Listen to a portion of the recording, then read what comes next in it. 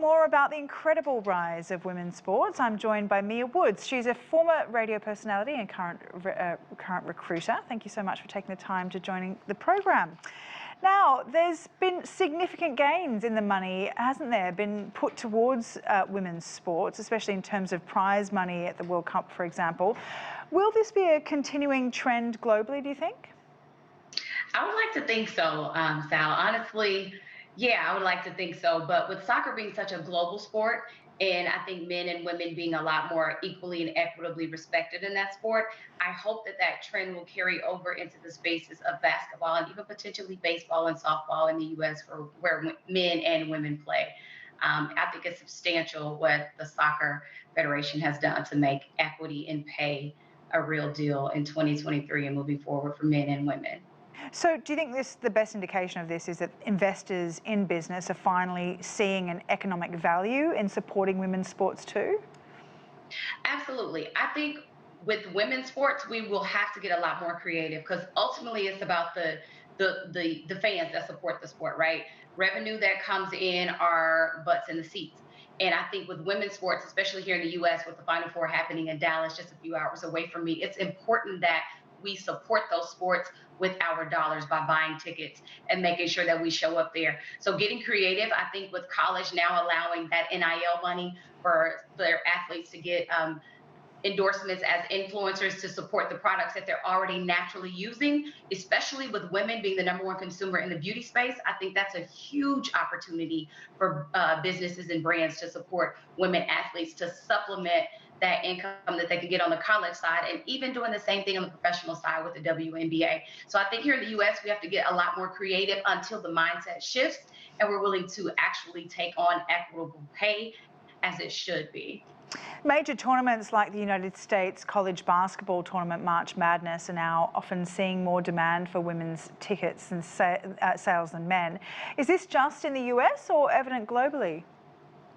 That's a good question. I would like to think that it's globally. I'll say, sometimes things, especially sports, the NBA is really popular here, the NFL is popular, so goes the women's sports that support those same entities. So I would like to think that it is going to be a global thing. College sports to me, especially in the month of March, it's all the rage here in the United States.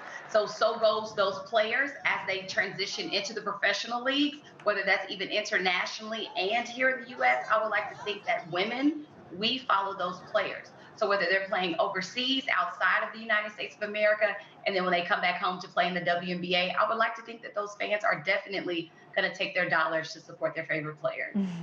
Now talk about the media spending trends for watching women's sports. Are they becoming valuable? Say that one more time for me. Just tell us about the media spending trends for watching women's sports. Are they becoming valuable? Yes, they're definitely becoming valuable. There's a lot of people, obviously, right now with the March Madness going on with NCAA. Unlike the men's tournament this year, the women's tournament has stayed pretty true to who were the top seeds. So with men, a lot of businesses may have lost out, or they may have felt like their favorite teams, even with fans, they're not there anymore. But with women, the top seeds are the top seeds, and they're in the Final Four. So I'd like to think that those businesses hedge their bets appropriately for the women's Final Four, and they will see it pay dividends because it's in a popular city, one of the top 3 largest cities in the United States, and it'll definitely pay dividends for the media.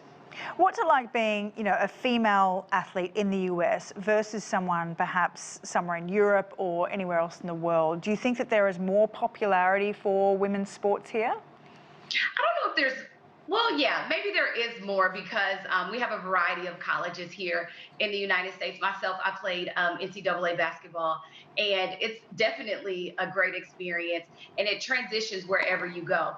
And then I also played on the tour team in Italy briefly. So I would like to think that it's a lot more popular here in the WNBA, but the way that a lot of my friends, I'm a little older now than what I like to admit, but a lot of our friends that used to play overseas professionally, they said you'd be amazed at how much support and love that they actually receive overseas versus than what they receive here when they come back home to play. So I think the money may be a lot more lucrative and the possibilities more exponential here, but the love of the fans overseas, I think that's undeniable. So I would really like a world where the women here, especially those top tier players don't have to do both, right? Where they don't have to play in the United States and play overseas simply to supplement and make an income as a professional athlete, because we know men, they just play right here in the U.S. and they're good for the entire year. So I definitely would like to see women's basketball mimic a lot of the things that the U.S. Soccer Federation did for their women athletes.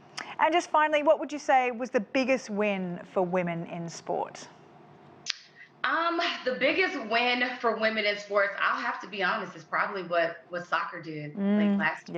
Yeah, That's been it, and I that was think that amazing. set the trend. It remains to be seen which other professional entities decide to follow. All right, Mia Woods, thank you for joining us. Thank you.